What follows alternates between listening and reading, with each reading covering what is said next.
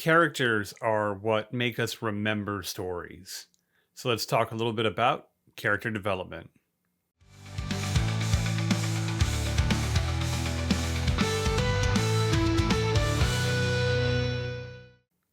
Welcome back to Writer's Theory. I'm James Winterthorn, and in this video, I want to discuss what might be the most important thing in any story, and that's our characters. We think about to our favorite characters in the most popular of stories and the journey those characters go on and the experiences they have in the most important moments of their life are the things that we tend to remember. It's what keeps us coming back to stories. It's what makes us want more story from those characters, hence the never ending sequels of some stories and prequels and all the things. We fall in love with characters, and as writers, it's helpful to understand what it is that makes that happen. Where does that magic come from?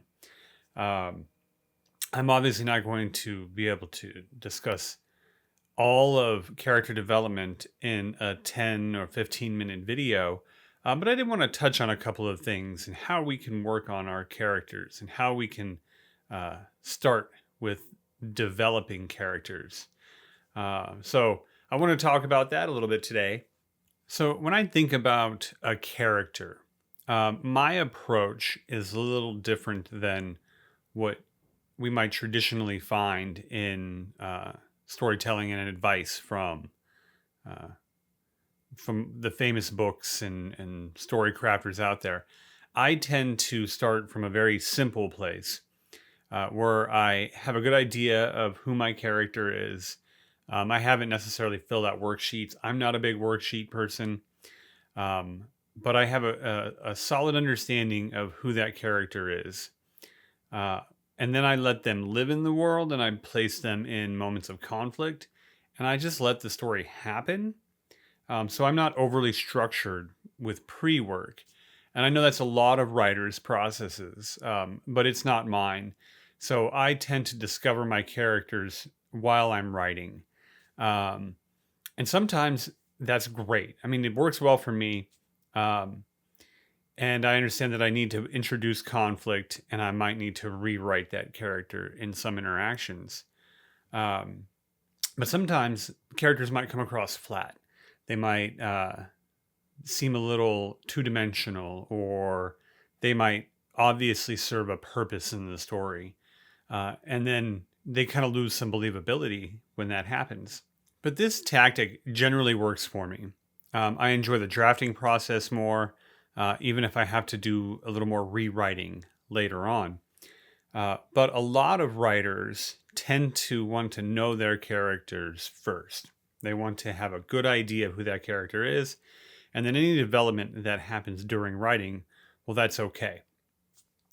So here's a couple of things to think about when you're creating your characters. These are some common character development ideas to bring your character to life.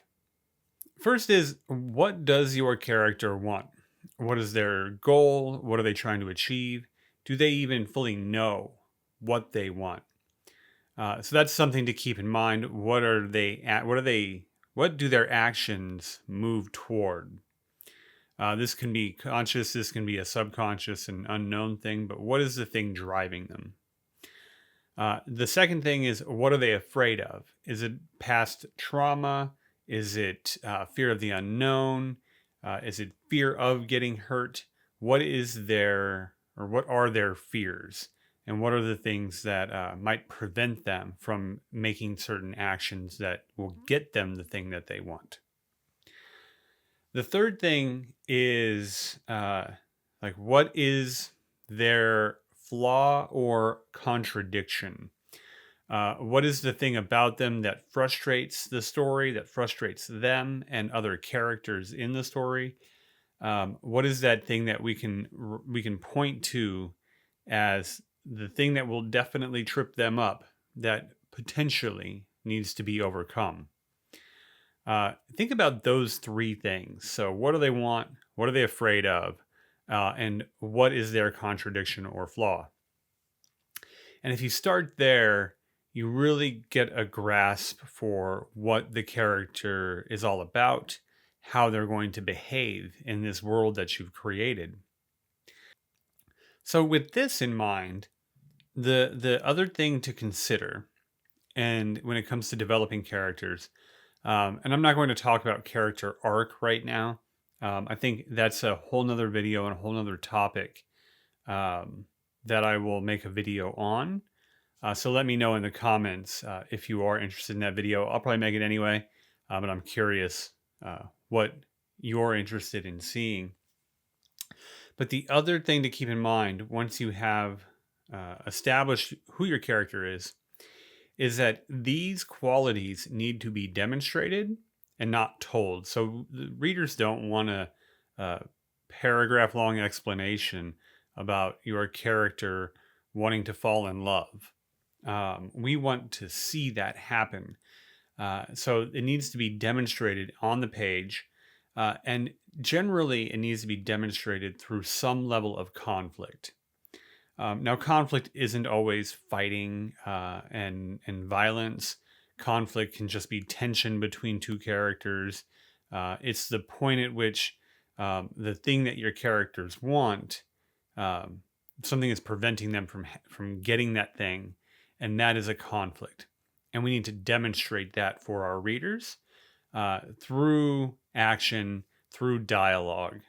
So once you have your character, you know who they are, you introduce conflict in their lives, and then we can start to see how they react and we can start to understand them better.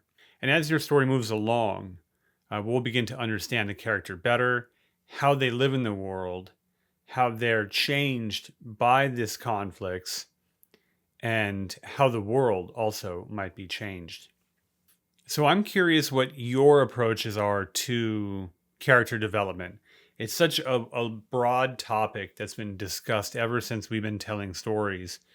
And, well, there's a lot of approaches to it. Like I already told you that I have a different approach than this mainstream topic that we talked about here. So in just 10 minutes, there's two major ways to approach character development. So I'm curious what your tactics are. Please leave a comment below and let me know.